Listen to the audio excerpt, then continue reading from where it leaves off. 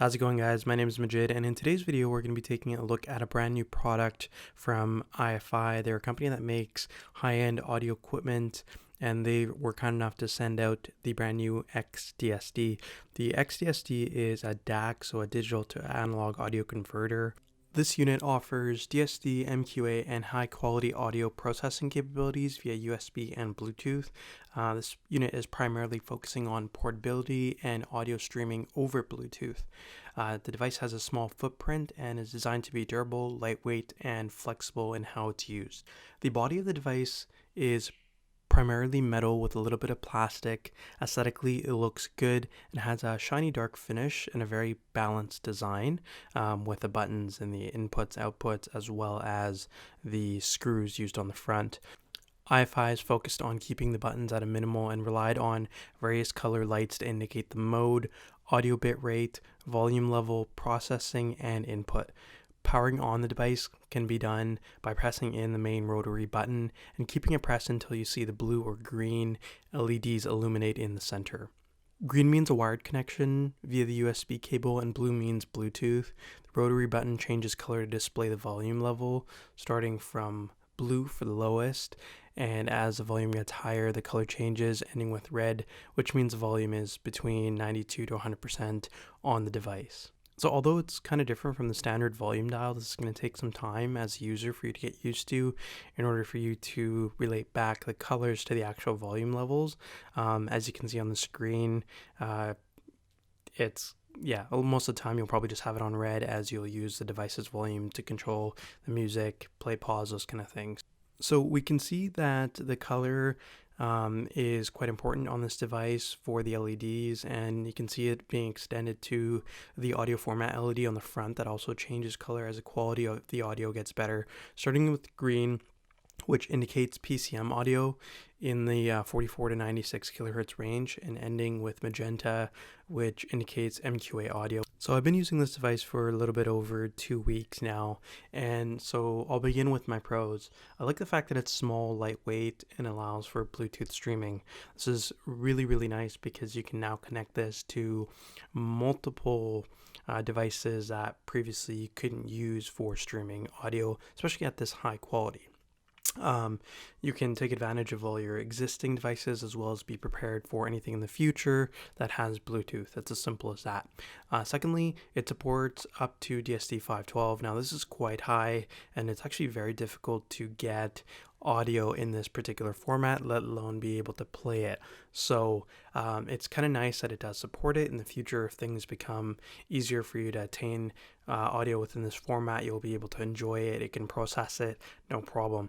And then additionally, you have the ability to play back MQA audio, which again is really, really nice to have. The unit has good battery life and can be used throughout the day. It has enough power to even support large headphones, which is primarily what I use the device with for a majority of the time, and had no issues with it dying on me other than if I had forgotten to charge it. Now, going over to the things that could be improved on this particular device, I would say the unit doesn't have a very good design for the USB connectivity and charging. I'm trying to understand why the unit is not using USB Type-C, or why the unit has a design where it requires USB extension rather than a standard cable. If you want to charge and connect your device in a way other than Bluetooth, you have to utilize 2 USB ports, which is sometimes not that great, especially because you may not have it on your particular device, or you're now not able to use something else. On the other hand, the mode selection is not very good. You get used to it after a while, but it's not intuitive. I had to spend a lot of time trying to figure out how to navigate between the modes and how it works and what it means, and it's, to be honest, quite slow. And one of the biggest drawbacks of this unit, I don't know if it's something that could be fixed with a software update, I would say is the Bluetooth stability. It could definitely be improved. There were a few times where I had to reset the Bluetooth connection on my device in order for the audio to come through. What happened was that it was connected, but it was just not actually playing back the audio, but it showed that I was playing and the connection was there. Resetting the device did bring this back, so it was just a temporary hiccup a few times, but in the future I hope it gets resolved with firmware update. So the overall audio quality is very good. When you start listening to the higher quality audio, you can tell there's a slight difference, and it's all in the details. I listened to a lot of live instrumental audio when I was testing out the xDSD, and switching back and forth from Windows 10 built-in sound to the xDSD pass-through sound, it was clear that the xDSD was making a difference. Now, this device won't give you the exact experience of listening to an artist live in a small setting, but it does give you a great experience that allows you to trick your mind into thinking you are somewhere other than in front of a computer monitor listening to digital audio. If you're listening to music with this unit and a pair of high-end headphones, I can say for sure you'll have a great experience. The X bass does add a bit of depth on the low end, which is great.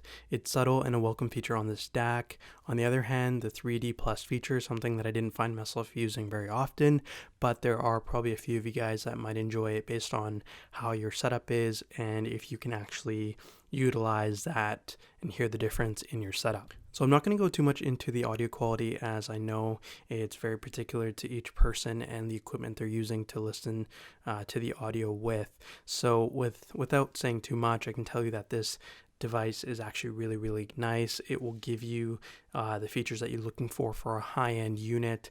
And if you're more interested and want to check out some of the features, I'll put a link down below for the product. If you like this video, make sure to subscribe for more videos to come.